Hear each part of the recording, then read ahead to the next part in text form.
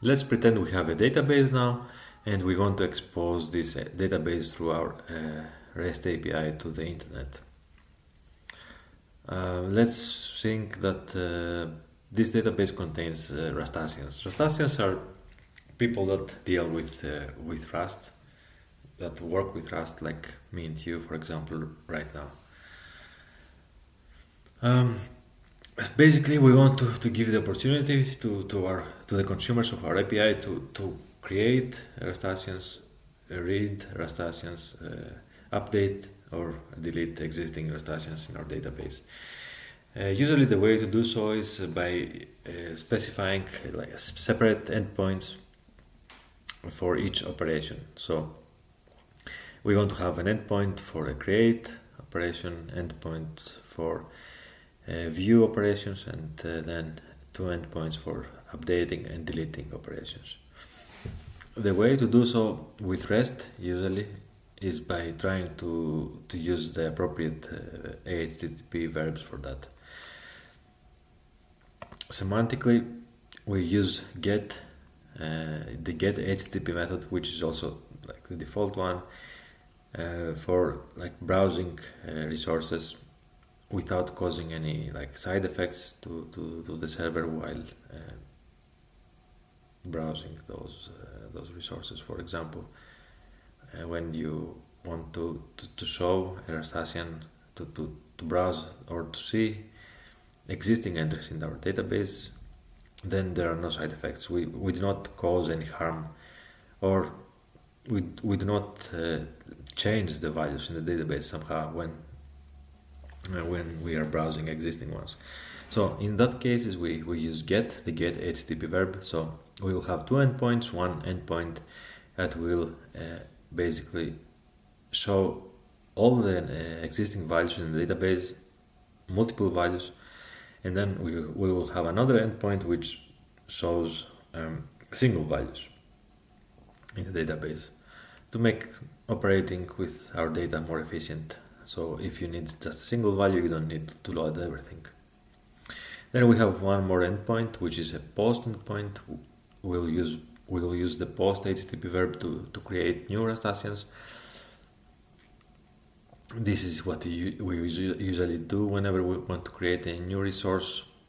In REST, we will use the post verb, whereas the put verb we use when we want to update a resource, an existing resource. So if you have an existing Rustacean and you want to update some value, then you will use the put HTTP verb.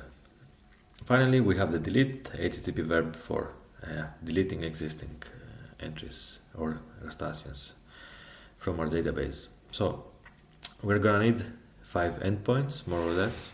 I'm gonna remove this hello endpoint that we have, and I will paste endpoints for these 5 endpoints that we just discussed about. Like here, the 2 get endpoints, post endpoint, put and delete endpoints.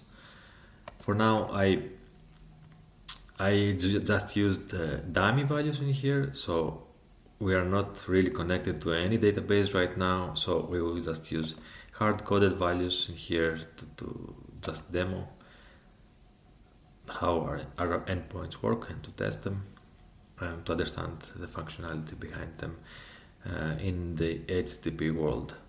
Afterwards, we will connect it to real data and real database, but for now we are stuck with the John Doe panelist here. So our first endpoint, get Rustaceans endpoint, is the endpoint that will list all our Rustaceans in our database. So multiple values. So the URI that will match this endpoint is this /Rustaceans. Actually, all of our endpoints have the same prefix, but some of them have additional things, or actually most of them, all of them have additional things behind the scenes. We'll discuss one by one. But yeah, the get Rustaceans one is a very simple one. Just getting this URL will return you a list of all of our hard-coded Rustaceans. Then view specific Rustacean endpoint is slash Rastasian slash ID here. So we have this parameter up here, which is called dynamic parameter in Rocket. This is basically a parameter that will be passed down into our function. And so these two need to have the same name. This will not work if I name this parameter to something else. Then Rocket will not be able to pass it down to my function. And here we specified that this ID needs to be an integer. So whenever someone calls this slash Rastasian slash 1 slash 123 or any integer value up here will match this function, and it will return as this JSON, which is a simple of course Rastasian entry, specific Rastasian entry. Remember, we are just showing a single Rastasian here in this endpoint. Then afterwards we have the create Rastasian endpoint, which is a post endpoint. So if you post to slash Rastasians, and also we need to satisfy this attribute up here, format equals JSON. So while posting to this endpoint, we need to specify a header, an HTTP header, which basically says that the format of the payload that we are passing into this function is going to be application JSON. The payload, of course, will be the Rastasian value. So if we want to create a new Rastasian, we need to somehow tell our endpoint what kind of info should we insert in the database for this Rastasian. For now, of course, we don't have any logic in here. It is just dummy endpoint with hard-coded values. But yeah, we will see exactly how it works in our examples later. But yeah, for now, just keep in mind that we have this format JSON attribute up here. This that needs to be satisfied. This rule needs to be satisfied with an additional header that we need to pass. The same header needs to be passed also to the update Rastasian endpoint, because again we need some kind of payload here to update the specific Rastasian with some new values, and we need to pass these new values into our function somehow. Here, of course, we also have the ID parameter, because remember, we're updating an existing Rastasian, so we need to know the ID of this Rastasian, and this again needs to be numeric. If I call this endpoint with some ID that is not numeric, this function will not match. We will also see this later. But yeah, we will pass down this ID in the payload just to test out that we are passing the parameter correctly. And then finally we have the delete endpoint, which of course also requires the ID to be passed. We have the dynamic parameter here, which needs to be integer, but this endpoint will return status no content. It will not return JSON. This is what we usually do in REST. Whenever we delete a resource, we just return this no content HTTP status. So no JSON here. We just need to import the status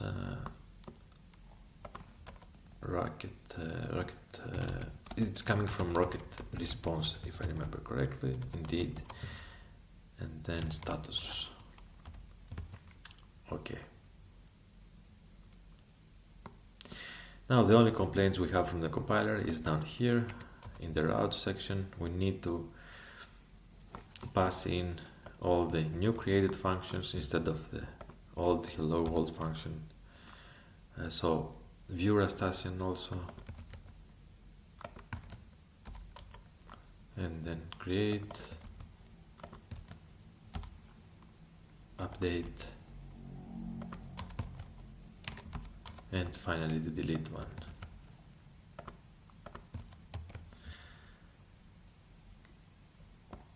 Everything looks good. We have a minor warning here with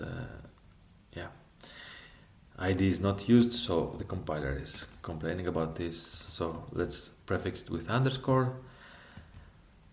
But now we need to also prefix with underscore up here the dynamic parameter, otherwise it will not match. See, these two need to have the same name, otherwise our program will not compile.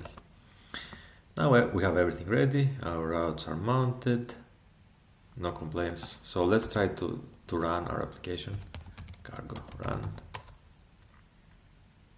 Looks like it's gonna compile successfully. So afterwards we will try to test endpoints one by one. See, here we have all the mounted routes listed here, all the 5 endpoints along with each respective verb, and you can see here that for the post and the put endpoints we have this application JSON requirement which comes from this attribute up here. So for these two routes we need to specify an additional header. Okay, first of all let's start with testing our simple endpoints. So the get Rastasians first, which will return, there we go, our John Doe Rastasians. Then let's try the view Rastasian endpoint. Let's try to view Rastasian with ID 1. Nice, we have the ID passed down here. So if I also try it with 1, 2, 3, we will have 1, 2, 3 down here. Indeed, there you go. So our parameter here is being passed correctly. But what will happen if we try to pass something that is not an integer? Let's try passing a string here, full bar, for example. See, there we go, we have an error. It's a shame that the error is in HTML. You can see up here. We will make it to be a JSON one, but yeah, later. For now, we will leave it as is. We are gonna make it a lot easier, a lot nicer. Sorry. Later, I'm going to show you also some nice debugging info that Rocket will output. So basically, we have a log here with all the calls to our API. Or everything that happens is recorded and logged, and we have some additional info when we have some kind of an error. For example, here Rocket will explain to us why our view Rastasian function is not matched for this call, which is very helpful when debugging. And yeah, we can continue with testing our other routes. So for the create Rastasian endpoint, it's gonna be a bit more complex. So the way to send a post request with curl is by specifying this X parameter, and then we will also have to specify this application JSON header, remember? But let's try first without it. Yeah, see, there we go. It doesn't work. We have the 404 error again. So the way to specify an additional header with curl is by passing in this -h parameter and then the header. It's gonna be content type. I will write, yeah, application, then JSON. Yeah, it's not clearly visible down here. I will make the terminal a bit bigger. There you go. So by passing the application JSON content type header, then our endpoint will return the expected hard-coded value. Let's move on with the put endpoint, which is going to be something very similar to it. Instead of post having put, and then we also need to specify the ID here, remember? So the ID of the Rastasian that we want to update, for example, let's make it 1, 2. And yeah, down here in the response we have ID 1, 2. So yeah, also here our parameter is passed correctly. Finally, let's try to test our delete endpoint. We don't need the header anymore, and the HTTP method is delete. So in theory, this just deleted our Rustasian with ID 12 now. There is nothing returned here, remember, we just have no content. The way to verify that we have this no content status return is by passing this -i argument to curl. There you go.